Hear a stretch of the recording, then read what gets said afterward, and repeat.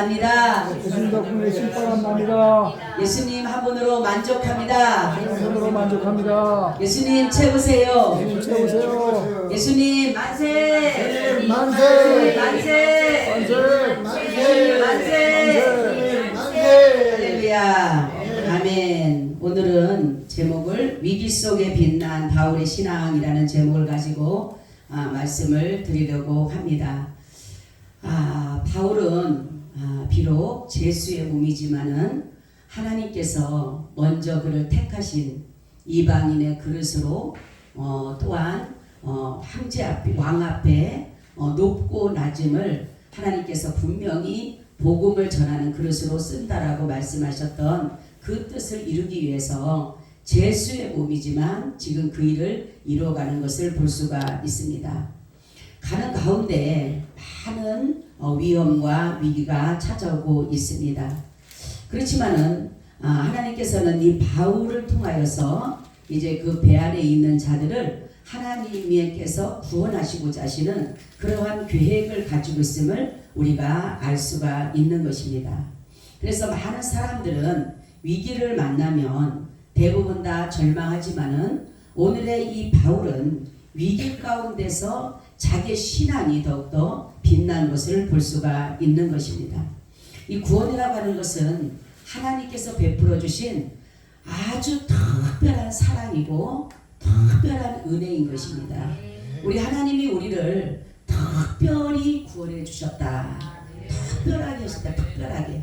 그냥 보통 사람들과 같이 여긴 것이 아니라 우리를 특별히 여기셔서 우리를 구원해 주셨다라는 것을 우리가 믿으시기를 바랍니다. 하나님은 이 바울을 통해서 하나님의 뜻을 이뤄가는 가운데 이제 문제를 만나게 되는 것이에요. 그 문제는 뭐냐? 이제 제수의 몸으로 이제 가이사에게 가야 되는 상황입니다. 그러는 가운데 이 배를 타고 가는 가운데 계속적으로 이제 풍랑이 이는 그러한 일들을 만나게 되었어요. 그래서 이 정말로 바울은 이제 하나님께서 자신에게 가이사에까지 갈 것을 알았기 때문에 어떠한 이제 풍랑이라든가 이런 것들 이길 수가 있지만 그렇지 않은 사람들은 이러한 것들에 대해서 대비책이 없기 때문에 많이들 두려워하고 있었다라는 것이에요. 바울이 먼저 말을 합니다. 이 바울은 이 배를 타고 전도여행을 많이 했던 사람이기 때문에 이 바다에 대해서 잘 아는 사람이었어요. 그래서 말하기를 지금 이때는 늦가을에 배를 행선한다라고 하는 것은 위험한 것이라는 거죠. 그때는 풍랑이 일기 때문에 그래서 이러한 것들은 하지 않는 것이 좋다라고 하는데 이 백부장이 선장과 선주의 말을 바울의 말보다 더 믿음으로 인해서 결국은 위험을 정말로 있을 그러한 것들을 알면서도 불구하고 이들은 행선하게 되었다라는 것이에요. 자, 그래서 이 풍랑이 이름으로 인해서 그러니까 처음에는 작은 풍랑이었지만은 그러나 가면 갈수록 유라굴라라는 아주 대풍이 일기 시작했다는 거죠. 그래서 사람들은 대부분 다 보게 되면 작은 것에서 우리가 보면 그래요. 작은 것에서 하나님의 역사를 하게 되면 잘 몰라요. 그죠? 이게 그냥 우연이 됐겠지라는 그러한 생각을 합니다. 그렇지만은 도저히 인간이 가능성이 없는 인간이 도저히 해도 할 수 없는 그 일을 했을 때에 그때 비로소 하나님이 하셨다라고 하게 됐다라는 거죠. 그래서 하나님은 때로는 우리가 막 죽겠다라고 하나님 나 죽을 것 같아요. 막 큰일 났어요. 막 그래도 하나님은 가만히 계실 때가 있는 것 같아요. 그것은 뭐냐면 아직도 우리에게는 인간의 힘을 쓸 수 있는 방법이 있다라는 거죠. 그래서 인간의 방법을 동원해서 무엇인가를 이 문제를 해결하려고 많은 사람들이 지혜와 경험을 하지만 경험을 토대로 자기 일들을 이뤄가려고 하지만은 결국은 그 모든 문제 속에서 하나님의 역사가 이루지 않으면은 결탄코 그 문제는 해결되지가 않는다라는 거죠. 그렇지만 작은 것이라도 우리의 힘으로는 할 수가 없어요. 우리는 모든 것들이 너무나도 인간이 할 수 있는 것이 너무나도 많아졌다는 사실이에요. 그러다가 보니까 정말로 하나님의 그 전능하심을 의지하기보다는 자기 힘을 입고 살려고 하는 사람들이 너무나도 많다는 거예요. 근데 이때에 그런데 지금은 유라굴라라는 이 배가 이 풍랑이 일었을 때에 이제는 도저히 인간의 방법으로는 끝이 나게 되는 거야. 사람들이 이제는 다 죽었구나. 그 바다에서 그 유라굴라는 그 큰 대풍이 일어나니까 풍랑이 일어나니까 성경에 보니까 뭐라고 하냐면 해를 보지 않고 달을 보지 않게 변날이 되었다. 생각해 보세요. 그냥 바람이 풍랑이 분 것이 아니라 완전히 어두컴컴하면서 그렇게 풍랑이 부니 다 절망 가운데 좌절할 수밖에 없는 그러한 상황이라는 거죠. 근데 하나님의 사람 바울에게는 믿음이 있었어요.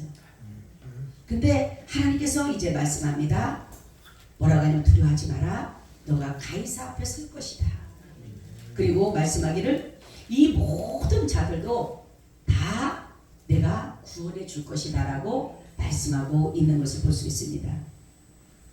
제가 어느 날 옛날에요 집사 때인데 갑자기 기도를 하고 와서 수요 예배를 드리고 집에 가서 이렇게 잠을 자는데 이 말씀이 생각이 나는 거예요. 그날 분명히 이 말씀이 아닌데 기도를 하는데 잠을 자는데 그러는 거예요. 잠을 자는데 누가 내 귀에다 대고 이렇게 일하는 거예요.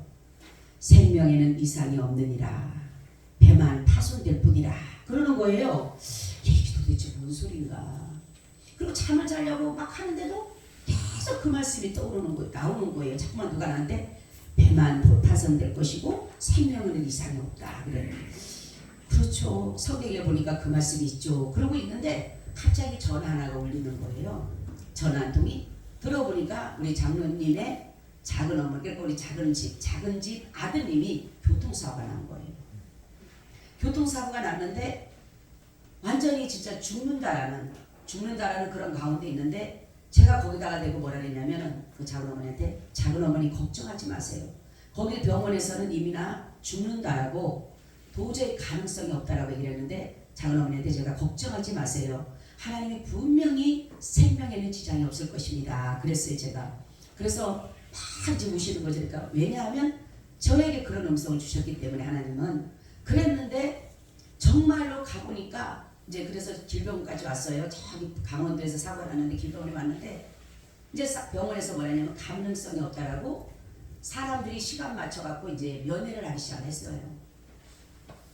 면회를 시작해갖고 이제 우리도 이제 시간을 맞춰가지고 가서 면회를 하는데 들어가니까 아무것도 못하고 그냥 누워만 있는 거죠. 아무것도 못하고 의식만 있는데 병원에서는 이제 사망하니까 와서들 이제 사람들 보라고 이제 가족들이 와서 보라는 마지막 이제 면회 시간이 된 거예요.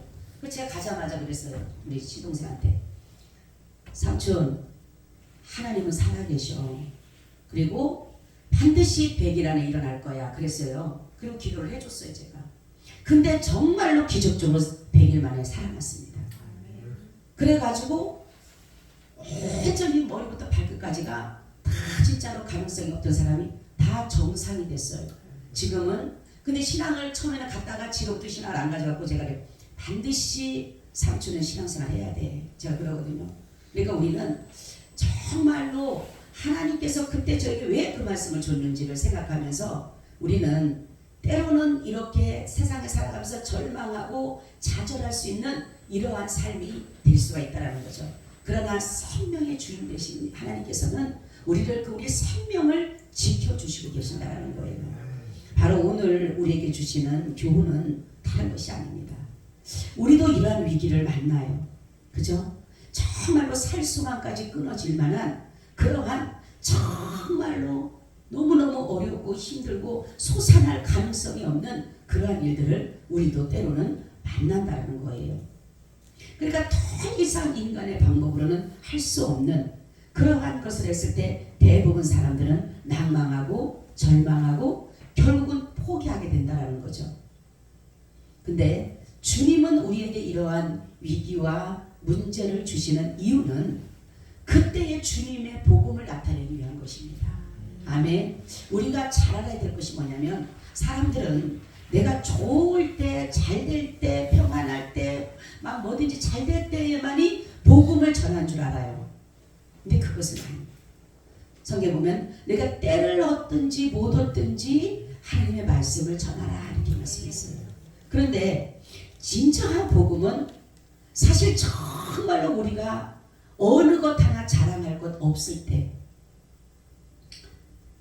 참 힘들죠. 사실은 이 복음을 나타내기라는 게 쉽지가 않아요. 그죠? 이러한 어려움 속에 위기 속에 있을 때 정말로 사람들마저도 네가 믿는 하나님 어디 있느냐라고 우리를 공박하고 했을 때에 우리가 정말로 그래도 주님이 살아계심을 인정하고 나타낸다라는 거기에서 복음을 전한다는 건 쉽지가 않다라는 거예요. 근데 진정한 복음은 바로 이럴 때 빛이 난다는 겁니다. 아멘. 내가 자랑할 거 없을 때, 내게 돈 자랑도 할 수 없고 자식 자랑도 할 수 없고 남편 자랑, 아내 자랑, 형제 자랑, 명예 자랑도 할 수 없을 때 그때 진정한 복음이 나타난다는 거예요. 그러니까 사도 바울이 이 복음을 십자가만을 자랑하기 위해서 철저히 자기를 죽인 것이 뭐냐면 자기에게는 자랑할 것이 너무나도 많은 사람이에요. 그죠? 그는 정말로 철저히 자기의 자신을 죽이기 위해서 그 자랑할 것을 죽이기 위해서 얼마나 자기를 쳐서 복종시켜 갑니까?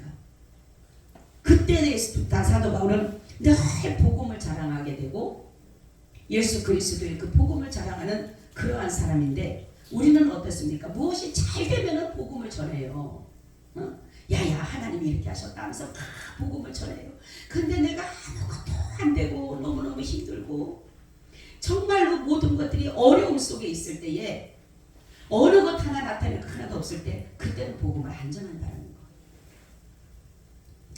주님은 이럴 때에 우리에게 복음을 전하기를 원하는 거예요. 우리의 신앙은 이럴 때 바로 진가가 나타나는 겁니다. 이럴 때 진정한 복음이 나타나는 거.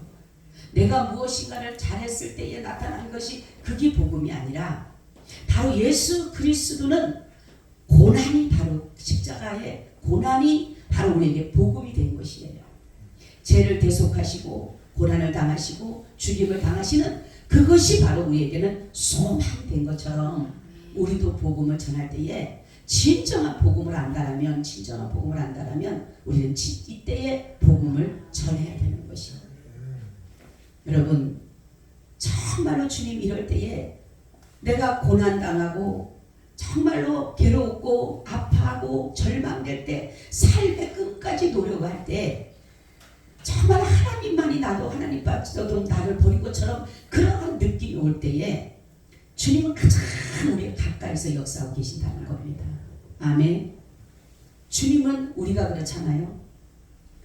내 자녀가 있을 때에 자녀가 잘 자라가면 그냥 바라만 보고 있는 거예요. 그냥 바라보고 그냥 흐뭇해하고 있지만 정말로 내 자녀가 아프고 내 자녀가 고통스럽고 내 자녀가 힘들어하고 그럴 때는 어때요? 온통 관심이 그 아이에게 가 있잖아요. 그죠? 그 아이에게 관심이 갈 수밖에 없어요. 그래서 뭐라고 합니까? 아픈 손가락이다 그러잖아요. 그죠? 아픈 손가락. 이 아픈 손 우리도 그렇잖아요. 이 정상적인 손가락은 신경 안 써도 돼. 근데 이 하나가 아프면 왜 여기 신경 씁니까? 움직일 때마다도 이것이 신경 쓰이고 그냥 계속적으로 신경이 쓰이는 거예요. 마찬가지입니다. 우리 주님 이런 분이에요. 세상 사람들은 아파하는 사람을 더 아프게 만들고 절망하게 만들고 포기하게 만들지만은 그리고 조롱하고 비방하고 판단하지만은 주님은 그렇지가 않아요. 그럴 때 더 가까이서 아픔은 아프지 않도록 정말로 더 이상 괴롭지 않도록 우리의 마음을 위로하고 계신다는 사실입니다. 여러분 어려운가요? 힘든가요? 정말로 살아갈 힘이 없는 그러한 삶인가요? 걱정할 거 없어요. 사람들은 나를 포기하고 사람들은 나를 외면하고 사람들은 나를 멀리하지만은 이럴 때 주님이 가장 가까이서 우리와 함께 하신다는 사실이에요. 여러분 보세요. 제자들이 예수님이 십자가에서 죽으신 것을 보고 얼마나 그들이 뭡니까? 도망 나와서 숨어가지고 두렵고 불안에 떨 때 그때 예수님이 찾아오시잖아요. 너에게 평강이 있을지어다. 아멘. 주님은 그래.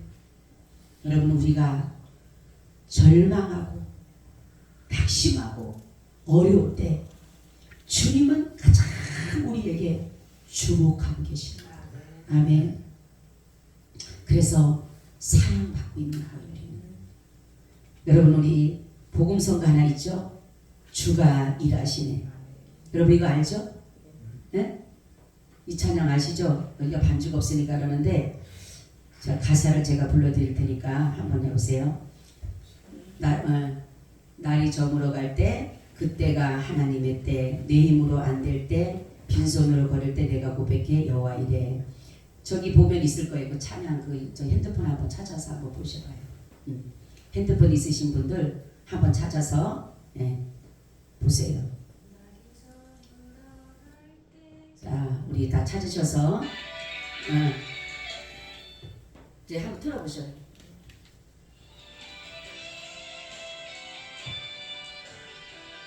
우리 같이 합니다.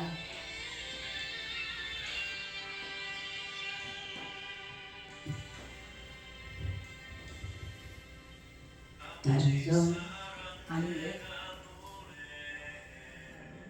주가 일하시네.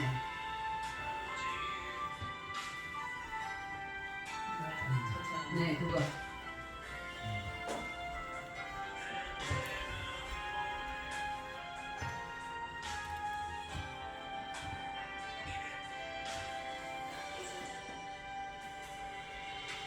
날이 저물어 갈 때 그때가 어릴 때 그때가 하나님의 때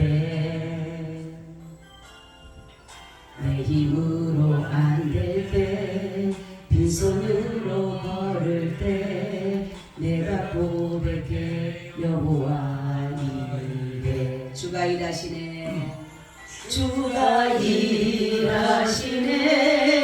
주가 일하시네. 주께 아끼지 않는 자에게 주가 일하시네. 주가 일하시네. 신뢰하며 걷는 자에게. 우리 모인 이곳에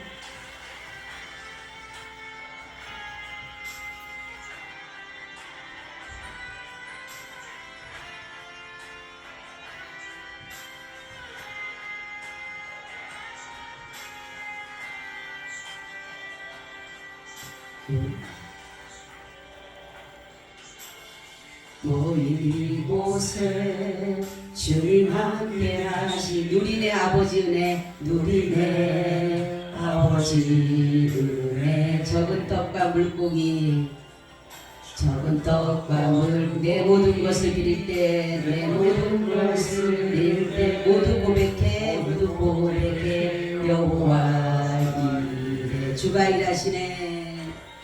주가 일하시네. 주가 일하시네. 주께 아끼지 않는 자에게 주가 일하시네. 주가 일하시네. 신뢰하며 걷는 자에게. 아멘. 보면은 우리가 이 가사가 그래요. 날이 저물어 갈 때 그때가 하나님의 때고 내 힘으로 안 될 때 빈손으로 걸을 때 그때가 주님이 일하실 때다라는 것이에요. 그렇기 때문에 우리는 주님이 일하실 때 바로 지금입니다. 할렐루야. 내가 아무것도 안 된 것 같은 지금 이때가 주님이 일하실 때인 줄을 믿고 사도 바울이 그러한 그 상황 속에서 그 유라굴라라는 대풍 가운데서 살 소망까지 끊어지는 그 상황에서 복음을 전했을 때에 주님이 일하시는 역사가 나타난 것처럼 우리도 하나님 앞에 위기에서 빛난 사울의 신앙, 바울의 신앙처럼 우리도 그런 믿음을 가지고 가시기를 예수님의 이름으로 축원을 드립니다. 아멘. 주님 참 고맙고 감사합니다. 우리가 늘 복음을 전하는 가운데 있어서 잘못 알았고 잘못 생각했던 것들을 주님 용서해 주시옵소서. 우리는 잘 될 때 무엇인가가 내 정말로 마음에 흐뭇할 때 평안할 때가 주님의 복음을 전할 때인 줄 알고 그때 힘써 복음을 전했지만은 그러나 우리가 아무것도 안 될 때, 절망할 때, 정말로 낭망되어질 때에 주님이 이때에 복음을 전하라고 하셨다라는 것을 다시 한번 깨닫고 우리가 진정한 복음을 잘 전할 수 있도록 도와주시옵소서. 오늘도 함께 하시는 애를 감사하며 예수님 이름으로 기도하옵나이다. 아멘. 우리 405장을 드립니다.